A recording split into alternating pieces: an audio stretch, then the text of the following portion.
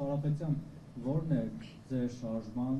եւ մեր ձևով շարժման օրակարգը, դուք որպես ընդդիմադիր ուժ եւ շարժում, ինչ օրակարգ եք թելադրում, որպեսզի եւ ընդդիմադիր դաշտը եւ իշխանությունը սպասարկի ձեր օրակարգը եւ ձեր օրակարգը քննարկի, այլ ոչ թե հակառակը, որտեղ դեռևս Նիկոլ Փաշինյանն է հաջողվում օրակարգ թելադրել, օրինակ եկեղեցու դեմ արշավանքներով կամ տարբեր այլ աստվածատություններով, եւ ընդդիմությունը փաստացի կամ ցավոք սրտի սպասարկում է իշխանության օրակարգ, այդտեղ խորհրդարանում։ Հիմա ձեր օրակարգը ո՞րն է լինելու, որով ստիպելու եք, որ ձեզ սպասարկեն, այլ ոչ թե հակառակը, ու մեկ էլ այն հետաքրքիր ակցիաները ասեմ կամ չգիտեմ, որ դուք իրականացնում եք օրինակ տաքսի վարել կամ չգիտեմ, այլ ինչ-որ տեսալվակներ եք ցուցադրում, այդ ամեն ինչի իդեան որտեղ է գտնվում, դուք եք ձեր գլխում եք այդ իդեաները ծագում, թե թիմով ինչ-որ նյուզմեյքեր ունեք, ովքեր որ ձեզ խորհուրդ են տալիս, որտեղ իշխանության կողմից շատ է քննադատության եւ նաեւ ծաղրի արժանանում։ Շատ լավ։ Առաջի հարցը կապված էր օրակարգի հետ։ Ճիշտ եք, եկեղեցու դեմ այս պրոցեսները, արձակումները, դա իշխանության օրակարգն է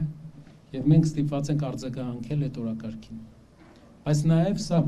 փորձ է շեղել Հայաստանում տեղի ունեցող իրական խնդիրներից։ Ես ասեմ ձեզ մի քանի խնդիր Հայաստանում, որ կարող է հոդվածների համար գեղեցիկ չընչի, բայց մեր երկրի համար շատ կարևոր է դա։ Դա առաջինը, ինչպես այսօր մեր հայտարարության մեջ նշեցինք, համատարած աղքատությունն է մեր երկրում, որը ի տարբերություն Վրաստանի վերջի 7 տարվա ընթացքում համարյա չի փոխվել, իսկ Վրաստանում 2 անգամ ձեր երկրորդ քաղաքացիության երկրում, երկու անգամ իջել է։ Ծնողների։ 2 անգամ իջել է Վրաստանում նույն կառավարման, լավ կառավարման արդյունքում։ Հայաստանում չի իջել 7 տարի պարտքը պետական կրկնապատկվել է, աղքատությունը չի իջել։ Շիրակի մարզը, Լոռվա մարզը, Գեղարքունիքի մարզը, երբ մենք գնում ենք մարզեր եւ տեսնում ենք ինչ է կատարվում այնտեղ, հետո մի քիչ ծանրացած մարդկանց հաղորդում ենք, ասում են նոր իմացաք, որ այդքան վատ է, նոր իմացանք, որ այդքան վատ է, որ այն աշխատանքը, որ մեզ ցույց են տվել, չկա այդ աշխատանքը, նոր իմացանք։ Երևանում դեռ շարժ կա, բայց օրինակ Սիսիանում որտեղ գնացել էինք, այդ ուղղակի ես հիշում եմ գյուղի կանանցից մեկը, որ երբ որ պատմեցին խնդիրները, տեսան բոլորիս դեմքը սենց մռայլվում է, ասեցին տղա ջան դու ոնց որ փոշմանելու ես որ ստեղ ես եկել, որովհետև այդքան խնդրահարույց վիճակ էր, ապրուստի հետ կապված։ Փաստորեն լուրջ աշխատանք չի տարվել։ Աշխատանք տարվել է սպասարկող ենթակառուցվածքների վրա, բայց չի տարվել մարդկանց կյանքը ֆինանսապես բարելավելու վրա։ Մենք ասում ենք, որ մարդկանց կյանքը սկզբից պետք է ֆինանսապես բարելավել, հետո ապահովել այդ ենթակառուցվածքը։ Օրակարգը դա է։ Օրակարգը նա է, որ երկրում անգամներով աճել է հատուկ տեսակի նյութերի օգտագործումը,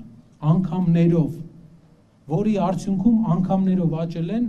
հատուկ տեսակի հանցագործությունները։ Չեմ ուզենա շատ ծավալվեմ, բայց 4-5 անգամ աճ կա 7 տարվա ընթացքում։ Այո, սինթետիկ։ Լուրջ խնդիր կա, որը նման է ինչ-որ ինդուստրիայի։ Երրորդ խնդիրը դա Երևանում որակական փոփոխության բացակայությունն է մեր քաղաքում։ Որակական առումով տարածաշրջանային քաղաքները լուրջ տարբերություն ունեն արդեն։ Թբիլիսին փոխվել է։ Թբիլիսին մի քանի քայլ առաջ է մեզանից, մյուս քաղաքները չեմ էլ ուզում համեմատեմ։ Մենք չէ, բայց հնարավորություն ունենք ռուսական, ուկրաինական պատերազմի արդյունքում հայկական բյուջեը եկած միլիարդավոր դոլարների ծախսը հայկական կառավարությունը արել է այնպես, որ չկարողանա աղքատության ախտարում ապահովի ու որակական տարբերություն տա Երևան քաղաքին։ Որտեղ է ծախսվել այդ միլիարդները։ Վրացիները 2 անգամ աղքատություն են նվազեցրել այդ փողերով։ Մենք ինչ ենք արել։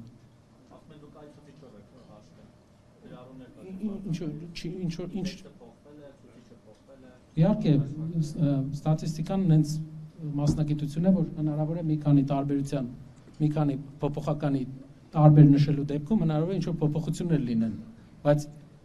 ասեմ ավելին, աղքատությունը մենք հաշվում ենք 64,000, եկեք ձեզ ցուցիչը ասեմ, դուք որոշեք, 64,000-ից քիչ ով ամսական գումար է ստանում։ 18 թվից մինչև հիմա աղքատությունը Հայաստանում 2.5% էլ չի իջել։ Պատկերացեք, ինչքան է 64,000-ից թանկացել երկրում կյանքը։ Աղքատությունը փաստացի աճել է մեր երկրում, ու դա կույր պետք է լինես, որ գնաս գյուղեր չտեսնես էդի։ Օրակարգներ շատ կան երկրում, դրա համար զարմանալի է, թե ինչ օրակարգի վրա են իրենք աշխատում։ Մենք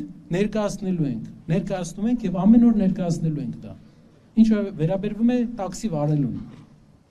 Տաքսի վարելու միտքը իմ ու Սարգիս Կարապետյանի զրույցի արդյունքում է եղել, երբ մենք ուզում էինք պատկասներից մեկը տաքսում մեջ անեինք վարորդի հետ։ Հետո ժամանակի ընթացքում փոխվեց եւ փորձեցինք մարդկանց հետ տետատետ շփվել ու վստահեցնում եմ, որ իրական մարդիկ են մերուն գնում մոտենում են, հրավիրում են, մարդիկ գալիս են, ամեն երկրորդը համաձայնվում է։ Շատ ցանկալի կլինի, հետագայում կփորձեմ